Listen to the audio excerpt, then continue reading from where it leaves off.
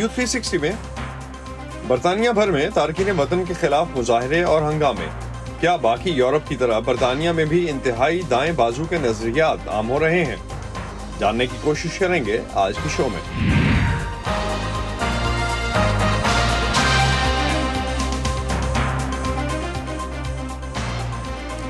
Voice of America के Washington studios में आप सबको खुशामदीद। आप देख रहे हैं प्रोग्राम व्यू 360 और मैं हूं असदुल्लाह खालिद।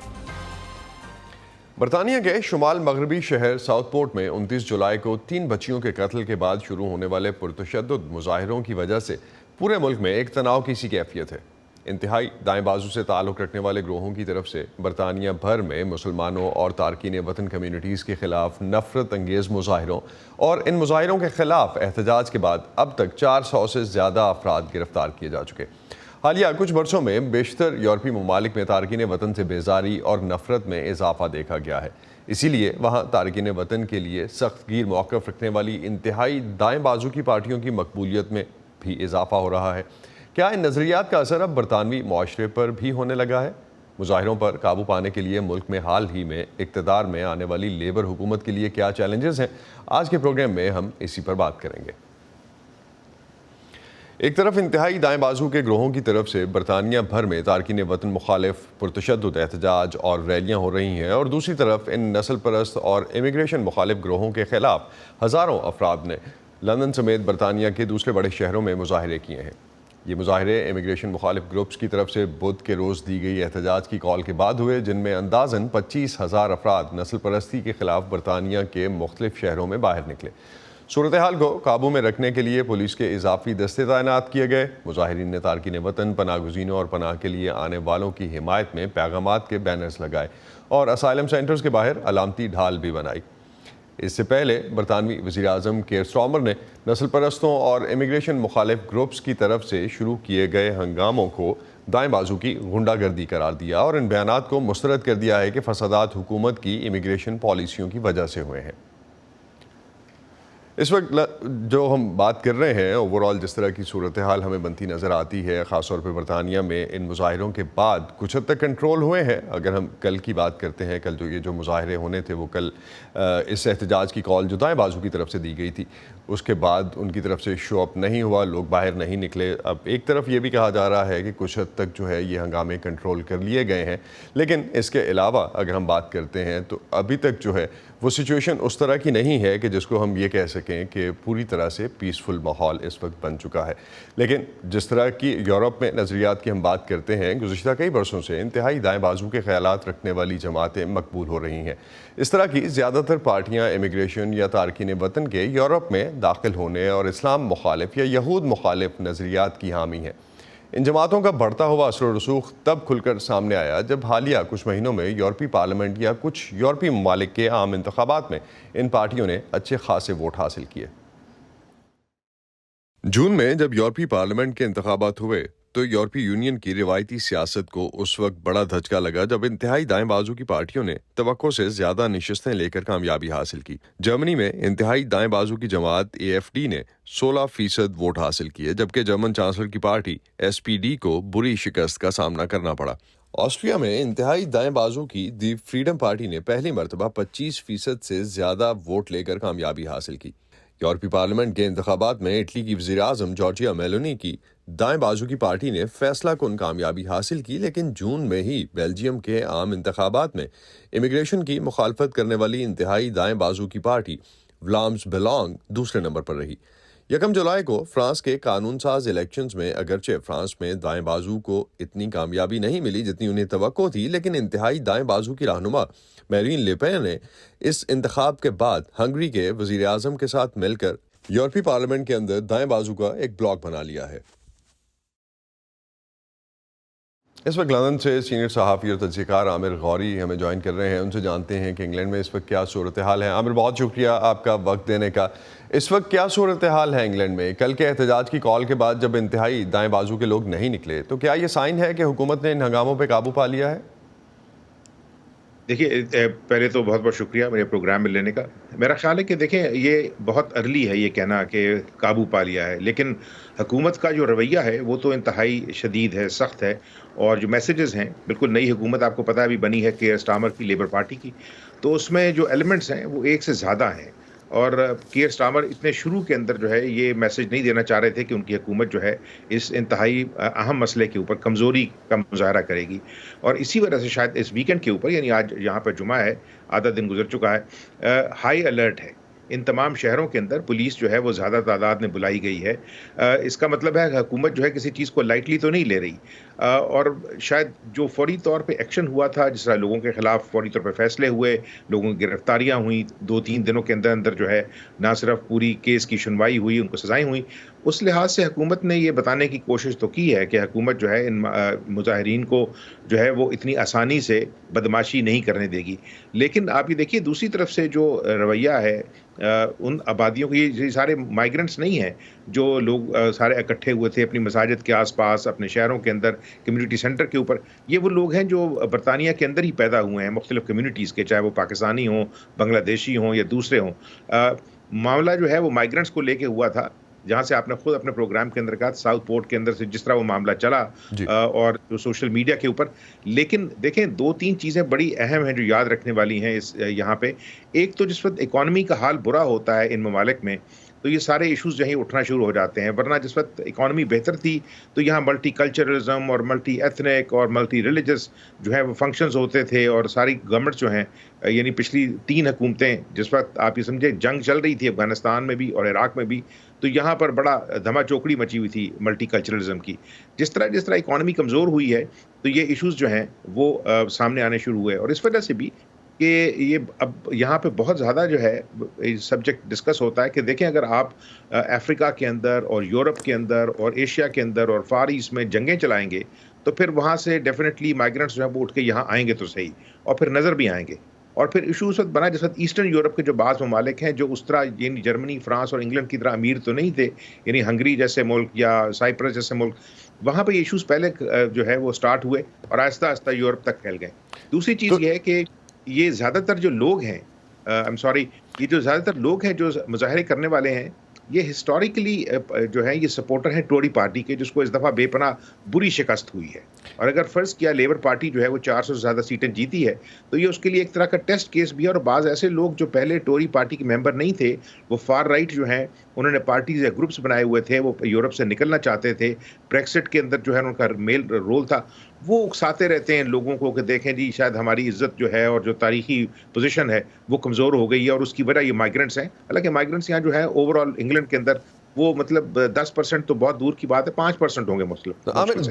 دو چیزیں آپ نے جو ذکر کیا اس میں خیر پہلو تو بہت سے ہیں، لیکن دو چیزیں اس میں چاہوں گا کہ آپ اس کو اور اگر ایڈریس کر سکیں. ایک تو اکانومی کا مسئلہ ہے، جہاں بھی اور جنرلی گریوینسز تو ہیں ان کے، جب اکانومی کا پائے سائز چھوٹا ہو جائے گا تو الٹیمیٹلی اس پہ فائٹ تو ہوگی، اور وہی شاید دنیا کے مختلف حصوں میں دیکھنے کو ملتی ہے.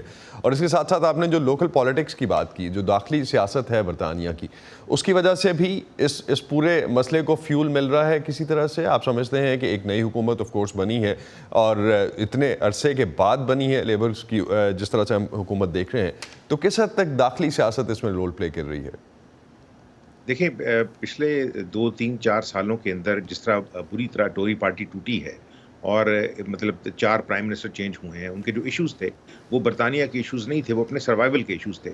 اور انہوں نے جو ہے مختلف سبجیکٹس کو لے کے پالیٹکس کرنے کی کوشش کی ہے. اور اس کے اندر ایک جو بڑا سبجیکٹ تھا وہ مائیگرنٹس کا تھا کہ ان کو فرانس کے اندر ہی روکا جائے، کیلے پہ روکا جائے یا آنے دیا جائے، اور آنے دیا جائے تو پھر کہاں بھیجا جائے.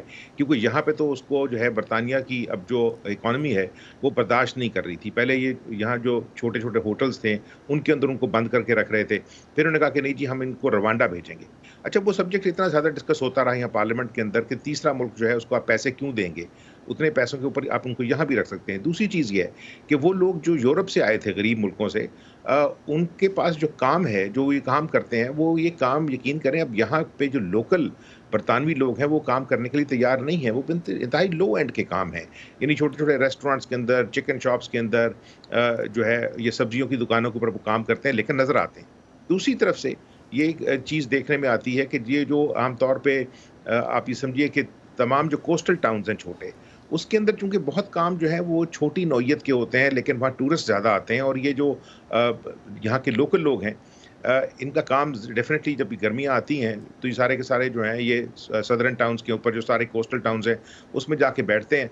तो एक तो जो ओवरऑल माहौल है वो बना हुआ है मीडिया के ज़रिए मुसलसल माइग्रेंट्स के ख़िलाफ़, और उसमें माइग्रेंट्स के अंदर खिलाफ भी सबसे ज़्यादा देखें कि जो इशू उठता है वो मुसलमानों का इशू है।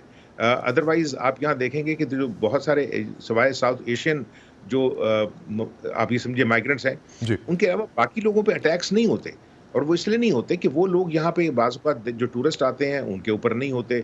जो माइग्रेंट्स हैं, जो यूरोपियन थे वो वापस चले गए ब्रेक्सिट के पास बहुत सारे। जो लोग यहाँ रह रहे हैं वो तो यहाँ 50-60 साल से रह रहे हैं। अच्छा, अटैक्स उनकी दुकानों पे होते हैं, माइग्रेंट्स यहाँ दुकानें नहीं खोल के बैठे हुए। इशू माइग्रेंट्स का इस्तेमाल होता है।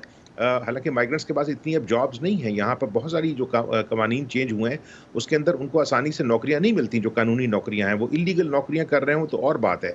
तो असल इनका जो ग्रज है, इन छोटे टाउन्स के अंदर वो लोकल गरीब कम्युनिटीज़ का और फिर माइग्रेंट कम्युनिटीज़ का, और उसमें शायद एक और एलिमेंट जो यहाँ डिस्कस होता है, आम तौर पे नज़र नहीं आता उसको मीडिया के अंदर, कि हमारे जो लोग हैं, मतलब चाहे वो एशियन हैं, इंडियन हैं, पाकिस्तानी हैं, बांग्लादेशीज़ हैं, जो यहाँ 20, 25, 30 साल से रह रहे थे, जिस तरह ही उनकी इकॉनमी जो है वो अपने पैरों पे खड़ी होती है, तो वो मकान खरीदते हैं, उनके मॉर्गेजेस हैं, गाड़ियाँ उनकी अच्छी होती हैं, मतलब तो उस वजह से वो एक तरह की जेलसी का जो है वो भी फैक्टर मज़हबी जो है वो भी रोल प्ले तो करता उसके अंदर वो, हाँ, वो नज़र रखते हैं। बहुत दफ़ा होता है यहाँ पे उनकी गाड़ियों के ऊपर जो है वो न गंदी गालियाँ जो है वो खोद के चले जाएँगे लोग, उनके घरों के बाहर लिख जाएँगे। तो असल जो आप ये समझिए को जो मुखासमत है, वो उन कम्युनिटीज़ के साथ है जो माइग्रेंट कम्युनिटीज़ नहीं है, वो यहाँ पर बहुत सालों से रह रही हैं। 2nd, 3rd, 4th जनरेशन है उनकी यहाँ पे। तो कितनी परेशानी है फिर तारकिन वतन की जो भी कम्युनिटीज़ हैं, ख़ास तौर पे मुसलमानों के लिए और पाकिस्तानी ओरिजिन के जो लोग वहाँ पे सेटल्ड हैं, आपने कहा दिहाइयों से सेटल्ड हैं और कुछ जो रिसेंट भी आए होंगे, कितनी परेशानी है उनको इस वक्त लॉन्ग टर्म में या मीडियम टर्म में ये सोच के कि इस तरह के हालात और इस तरह की सोच जो है वो इंग्लैंड में भी फाइनली हो रही है? देखिए, मुझे इस दफ़ा जो है छुट्टी के ऊपर आया हुआ दूसरा हफ़्ता है, और मेरी लेकिन मुलाकात यहाँ पे जो इस वक्त नए इलेक्ट हुए हुए एमपीज़ हैं उनसे भी हुई है, जो कुछ पुराने एमपीज़ हैं, मतलब पिछले 10-15 साल से, उनसे भी हुई है। लेकिन अगर किसी ने इसको सबसे ज़्यादा अच्छी तरह जो है वो आप ये समझिए कि इज़हार किया इसका, तो वो हमज़ा यूसुफ़ हैं। तो थोड़े अरसे पहले तक वो स्कॉटलैंड में स्कॉटिश नेशनल पार्टी के लीडर भी थे, और साथ यानी उनके फर्स्ट मिनिस्टर थे, यानी हुक्मरान थे वहाँ पे स्कॉटलैंड के। और जब वो इस इलेक्शन के अंदर जो है जो कुछ हुआ है वहाँ उनकी पार्टी के साथ, लेकिन उनका जो बयान है सोशल मीडिया पे चला है, उन्होंने कहा मैं यहाँ पैदा हुआ हूँ, मेरा बाप ये बातें करता था कि हमारा एक दूसरा मुल्क भी है, अगर यहाँ हालात बुरे होंगे, और स्कॉटलैंड में हालात उतने बुरे नहीं हैं जितने नॉर्थ ऑफ इंग्लैंड के अंदर। लेकिन उसने जिस वक्त ये कहा है कि मैं ये सोचने में हूँ कि वो जो है वहाँ से, यानी ये लोग पहली दफ़ा डिस्कस हो रहे हैं कि अगर यहाँ हालात बुरे हो जाते हैं, तो क्या पाकिस्तान या भारत या बांग्लादेश उनके लिए दोबारा उनकी परमानेंट रेजिडेंसी का आमिर, जिस तरह अभी हम जो जिक्र कर रहे थे, आपने कहा कि लोकल पॉलिटिशियंस जो हैं उनकी तरफ से इस तरह की स्टेटमेंट्स, और ख़ास तौर पे हमज़ा का जो आपने जिक्र किया, हमज़ा की स्टेटमेंट्स काफ़ी पॉपुलर हुई मीडिया को कंट्रोल करने के लिए, और मीडिया में बिकॉज़ ये वाला भी जो केस शुरू हुआ 3 लड़कियों के कत्ल के बाद जो शुरू हुआ, वो भी अफवाह से शुरू हुआ, डिसइंफॉर्मेशन से शुरू हुआ। मीडिया के कंट्रोल के हवाले से भी कोई पॉलिसी है जिस पर बात हो रही है? देखिए, ये डिस्कस तो डेफिनेटली हो रहा है, लेकिन कि तानिया जो है का चैंपियन है, जो एक्सप्रेशन है, फ्रीडम ऑफ इंफॉर्मेशन है उसका, लेकिन बहुत सारे जो प्लेटफॉर्म्स हैं, प्रिडोमिनेटली ये अमेरिकन प्लेटफॉर्म, उसके ऊपर बैठ के जो बातचीत और जो आज़ादी मिली है लोगों को, हर शख्स जिसके पास एक जो आप ये समझिए कि जिसको हम ये कहते हैं कि स्मार्टफोन है, उसका खुद स्मार्ट ना हो, यूज स्मार्ट ना हो, लेकिन टेलीविजन यूनिट है, वो रिकॉर्ड करते हैं चीज़ें, वो एडिट करते हैं और ब्रॉडकास्ट कर देते हैं। बहुत सारे लोगों को ये पता नहीं चीज़ ब्रॉडकास्ट कर रहे हैं, उसके ऊपर कवानीन की जो है वो लागू, लेकिन ये सब्जेक्ट जो है अब इस तो जितने बड़े लेवल के ऊपर फसादात फैले हैं, आई थिंक यूरोप के अंदर और उसके बाद फिर अमेरिका के अंदर, चूंकि जिस तरह मैंने कहा कि ज़्यादातर प्लेटफॉर्म्स जो हैं वो अमेरिकन प्लेटफॉर्म्स हैं, और अगर एक आधा जो है वो चाइनीज़ है, तो ये सब्जेक्ट जो है वो आने वाले दिनों के अंदर डिस्कशन में तो बहुत आएगा, और हो सकता है इस पर कवानीन जो हैं وہ تھوڑا بہت بدلیں کہ کیا چیز جو ہے وہ آزادی رائے میں آتی ہے اور کون سی چیز جو ہے وہ آزادی نہیں ہے، جس کو ہم یہ کہتے ہیں کہ دیکھیں فریڈم آف ایکسپریشن تو بالکل ضرور ہونا چاہیے، لیکن جو فریڈم آفٹر ایکسپریشن ہے اس کے اوپر بھی کہیں نہ کہیں جو ہے کوئی نظر ہونی چاہیے۔ سو یہ ایک بڑی ڈیبیٹ ہے جو آنے والے دنوں میں شاید گلوبل پلیٹ فارمز پہ بھی ہوگی اور گلوبلی اس کو جو ہے وہ ایڈریس بھی کرنے کی کوشش کی جائے گی۔ بہت بہت شکریہ عامر غوری، آپ ہمارے ساتھ تھے اور اپڈیٹ کر رہے تھے، اور خاص طور پہ ہمیں بتا رہے تھے کہ انگلینڈ میں اس وقت کس طرح کی سچویشن ہے اور کون سے محرکات ہیں اس کے پیچھے۔ بہت شکریہ آپ کا۔ اگر ہم برطانیہ میں حالیہ مظاہروں اور مسلسل احتجاج کے بعد کی صورتحال پر بات کرنے کے لیے اس وقت دیکھتے ہیں کہ پارلیمنٹیرینز جو ہیں، ممبر پارلیمنٹ جو ہیں برطانیہ کے، ان کا کیا موقف ہے، تو وائس آف امریکہ کی فائزہ بخاری نے مانچسٹر سے برطانوی پارلیمنٹ کے رکن محمد افضل خان سے بات کی اور جاننے کی کوشش کی کہ اس پیمانے پر نسل پرستی اور نفرت انگیز واقعات کی کیا وجوہات ہو سکتی ہیں۔ آئی تھنک ایک تو یہ ہے کہ کرمنل جو ایلیمنٹ ہوتے ہیں وہ تو بیسیکلی کو ایکسکیوز ڈھونڈتے ہیں نا، کوئی ایکچولی ایویڈنس بیس پہ بات نہیں ہوتی، اور اس چیز نے بھی ہمیں سامنے یہ بات کر دی کہ جو مس انفارمیشن کے استعمال کی گئی تھی وہ جو ہے ایکچولی اسٹینڈ اپ ہی نہیں ہوتی۔ تیسرا پوائنٹ یہ ہے کہ کچھ لانگ ٹرم کی ایشوز بھی ہیں۔ میں سمجھتا ہوں کہ ابھی جو الیکشن، جنرل الیکشن ہوا ہے تو اس میں بہت بری شکست حکومت کو ہوئی تھی جو کنزرویٹو پارٹی تھی، اور ایک لینڈ سلائیڈ وکٹری بھی ہوئی ہے لیبر کو۔ تو دونوں ہسٹوریکل لیول پہ تھے، اتنی بڑی پٹائی کبھی کنزرویٹو گورنمنٹ کی نہیں ہوئی اور اتنی بڑی لینڈ سلائیڈ وکٹری لیبر کی نہیں ہوئی۔ تو اس میں جو بنیادی پوائنٹ ہے وہ یہی ہے کہ لوگ فنڈامنٹلی یہ سمجھتے تھے کہ جو کنزرویٹو پارٹی تھی وہ رستہ کھو بیٹھے تھے، وہ مسئلے کو حل نہیں کر رہے تھے، اور وہ خود یہ سسٹمیٹکلی اس طرح کی لینگویج کو استعمال کرتے تھے ڈسٹریکشن کے طور پہ۔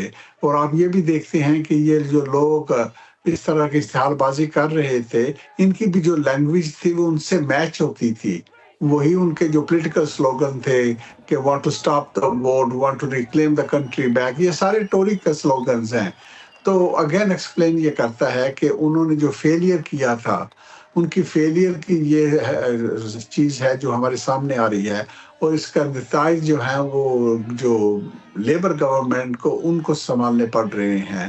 اور اسی طرح پولیس کے حوالے سے بھی بات تھی کہ جب وہ پاور کے اندر تھے تو انہوں نے 20,000 کے قریب آفیسرز کو ختم کیا تھا۔ تو اگین اس میں بہت بڑا لاس یہ بھی تھا کہ جب آپ اس طرح سائز کی اسکیل پہ کٹس کرتے ہیں تو جو ایکسپیرینس لوگ ہوتے ہیں وہ بھی آپ ضائع کر دیتے ہیں۔